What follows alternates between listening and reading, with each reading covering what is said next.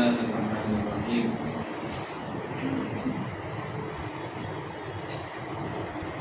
يا أيها الناس ضرب مثل فاستمعوا له إن الذين تدعون من دون الله لن يخلقوا ذبابا ولو اجتمعوا له وإن يسلبهم الذباب شيئا لا يستنقذوه منه ضعف الطالب والمطلوب ناقض الله إن الله لقوي عزيز. اللہ تبارک و تعالی نے شرک کی مثال بیان کی کہ اے منکرو، اے مشرکو، اللہ کو چھوڑ کر کے دنیا کو پوجتے ہو۔ اللہ کی بڑی صفت یہ ہے کہ اللہ تمام مخلوقات کا خالق ہے، یہ بڑی صفت ہے۔ اللہ العلیم اللہ، تو اللہ کی بڑی صفت ہے کہ اللہ تمام چیزوں کا خالق ہے، تمام چیزوں کو پیدا کرنے والا ہے۔ اور اس سے پہلے اس کے پاس کوئی نمونہ بھی نہیں تھا، بغیر نمونے کے اللہ نے اس کی تخلیق کی۔ اب تم بتاؤ کہ جس کی تم پوجا کرتے ہو کیا انہوں نے کبھی کوئی چیز پیدا کی؟ یہی نہیں، یہ بتاؤ، بڑی چیز تو دور کی بات ہے، مکھی پیدا کی ہے کیا؟ نہیں یخلقوا ذبابا، انہوں نے تو ایک مکھی کو بھی پیدا نہیں کیا، مکھی کو بھی پیدا نہیں۔ اور مکھی کیا پیدا کرتے ہیں جن کو تم شریک بناتے ہو، جن کو تم پوچھتے ہو، یہ اتنے کمزور ہیں اور اتنے بے بس ہیں اور ایسے بے حس ہیں کہ وہ جو تم چڑھاوا ان پر چڑھاتے ہو، مٹھائی کا چڑھاوا چڑھاتے نا تھوڑا تھوڑا، اگر کوئی مکھی آ کر کے اس میں سے کچھ اٹھا کر کے یا کچھ چوس کر کے لے کر کے چلی جائے تو وہ اس کو یہ بچا بھی نہیں سکتے۔ شیئا لا یستنقذوہ منہ، اس سے چھڑا بھی نہیں سکتے۔ کہ میری چیز کاہے کو لے کے بھاگ رہا بھائی؟ مکھی کو بولے کہ تم کاہے کو لے کے بھاگ رہی ہے، میری چیز ہے، مجھے واپس کرو۔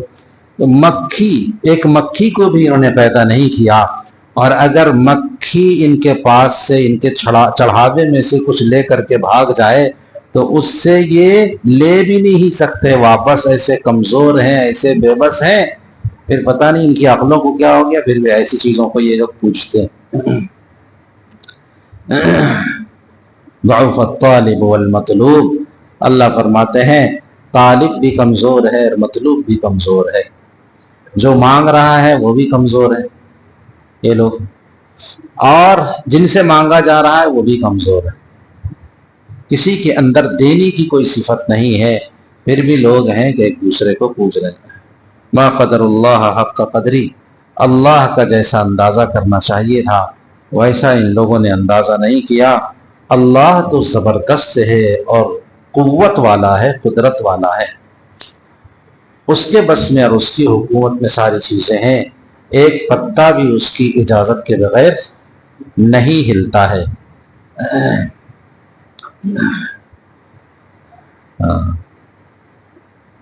اللہ فرماتے ہیں نا وَلَا رَطْبٍ وَلَا يَابِسٍ إِلَّا فِي كِتَابٍ مُبِينٍ، کوئی کچی پکی چیز یا کوئی ایسی چیز ایسی نہیں ہے جس کو اللہ نے پہلے سے لکھ نہ دیا ہو اور اللہ کے علم میں وہ چیز نہ ہو۔ تو دنیا کے تمام چیزوں کا علم اور اس کا احاطہ اللہ نے اپنے طور پر کیا ہوا ہے، اسی کے بس میں یہ چیزیں نہیں ہیں۔ ہاں مگر یہ کہ اللہ تھوڑا بہت جس کو نواز دے تو اس کو تھوڑے بہت کا پتہ چلتا ہے، اسی کو آگے قرآن نے بیان کیا۔ اللہ یصطفی من الملائکۃ رسلا ومن الناس، اللہ اپنے بندوں میں سے، فرشتوں میں سے اور انسانوں میں سے کچھ کو منتخب فرما لیتے ہیں۔ من الملائکۃ رسلا ومن الناس، فرشتوں میں سے بھی اللہ کے پیغمبر ہوتے ہیں، یعنی ان کے پیغام کو پہنچانے والے ہوتے ہیں، اور انسانوں میں سے بھی ہوتے ہیں جو ہمارے پیغام کو پہنچاتے ہیں۔ تو یہ اللہ کے منتخب بندے ہوتے ہیں، ہم انہیں کچھ عطا کرتے ہیں علم غیب میں سے، غیب کی باتوں میں سے، جانکاری میں سے، تو ان کو یہ لوگ بتاتے ہیں، اور نہیں تو ان کے بس میں بھی کچھ نہیں ہے۔ ساری قدرت اور ساری بڑائی صرف اور صرف اللہ کو حاصل ہے۔